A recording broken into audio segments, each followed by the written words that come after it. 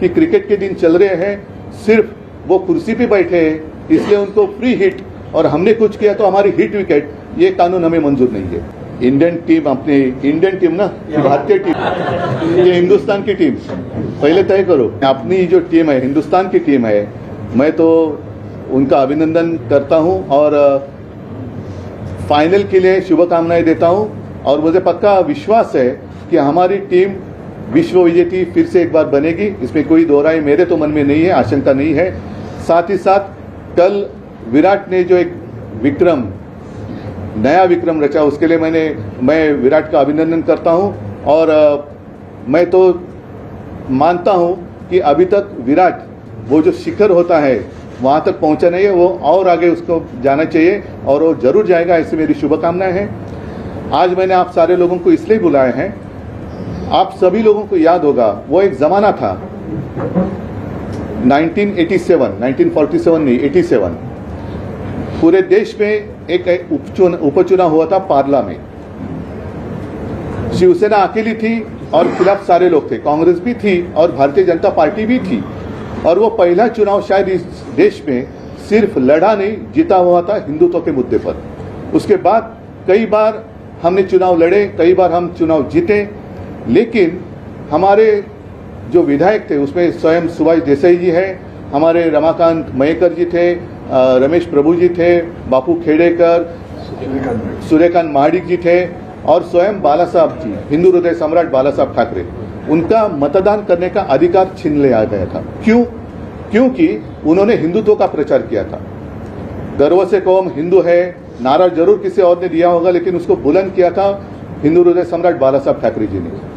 उस वक्त उन्होंने प्रचार किया हिंदुत्व का, मंदिर वही बनाएंगे, तो उस प्रचार को करप्ट प्रैक्टिस एक वर्ड इस्तेमाल किया गया था। करप्ट का मतलब क्या होता है आप सब लोग जानते हैं। करप्ट प्रैक्टिस कहकर सारे लोगों को सजा दी गई थी।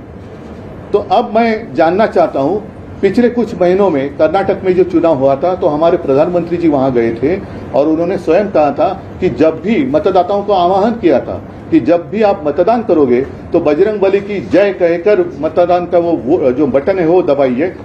कल परसों हमारे केंद्र के गृह मंत्री अमित शाह जी मध्य प्रदेश गए थे, उन्होंने सारे लोगों को कहा कि आप अयोध्या जाएंगे तो खर्चा आएगा कि नहीं आएगा, तो लोगों ने कहा आएगा, तो बोलते मैं कहता हूं नहीं आएगा। अगर आप भाजपा को वोट करेंगे तो आप सभी लोगों को फ्री में हम रामलला का दर्शन करेंगे। तो क्या जो कोड ऑफ कंडक्ट है उसमें कोई बदलाव चुनाव आयोग ने लाया है? अगर लाया होगा तो सारे लोगों को अवगत करना चाहिए कि आप भी अब भगवान के नाम पर, धर्म के नाम पर वोट मांग सकते हैं। हाँ, ये बात अलग है, शायद अमित शाह जी को अब पता चला होगा कि उनकी जीत अब सिर्फ राम भरोसे है, उनका कर्तृत्व तो कुछ दिखाई तो नहीं दे रहा है, तो राम भरोसे वो वोट मांग रहे तो वो बात अलग है। लेकिन उस वक्त जो मेरे पिताजी को हिंदू हृदय सम्राट बाला साहब जी, सुभाष देसाई जो हमारे अन्य लोग थे, उनको जो सजा सुनाई गई थी तो वो सही थी या गलत थी? अब क्या उसमें कोई बदलाव लाया गया है? और अगर बदलाव लाया गया होगा तो हमें कोई अड़चन नहीं, हम तो उनका स्वागत करेंगे क्योंकि हमने वो सजा तो भुगत लिए। तो अब उसमें कोई अगर बदलाव लाया होगा चुनाव आयोग ने तो उसे चुनाव आयोग को आज हमने एक लेटर लिखा है, खत लिखा है और हमने कुछ सवाल पूछे कि अब आपकी स्थिति क्या है, कि आपने कुछ उसमें बदलाव किया है तो हमें आप बताइए, ताकि हम भी आगे जाकर जय भवानी जय शिवाजी, हर हर महादेव और जो राज्यकर्ता है उनको सुबुद्धि आने के लिए गणपति बाप्पा मोरया कहकर बटन दबाइए, ऐसे आह्वान हम हमारे मतदाताओं को कर सकते हैं। तो उसमें कोई गलत किया है ऐसे मैं नहीं मानता, लेकिन अगर किया है तो हमें भी उस तरीके से प्रचार करने का मौका मिलना चाहिए। नहीं तो जैसे मैंने कहा कि क्रिकेट के दिन चल रहे हैं, सिर्फ वो कुर्सी पे बैठे हैं इसलिए उनको फ्री हिट और हमने कुछ किया तो हमारी हिट विकेट, ये कानून हमें मंजूर नहीं है। हमारे न्यूज चैनल्स को सब्सक्राइब करें, लाइक करें, कमेंट्स करें, शेयर करें और घंटी का बटन प्रेस करें ताकि आने वाली हर वीडियो और अपडेट्स की नोटिफिकेशन आप सभी को मिलती रहे। जय हिंद, जय महाराष्ट्र।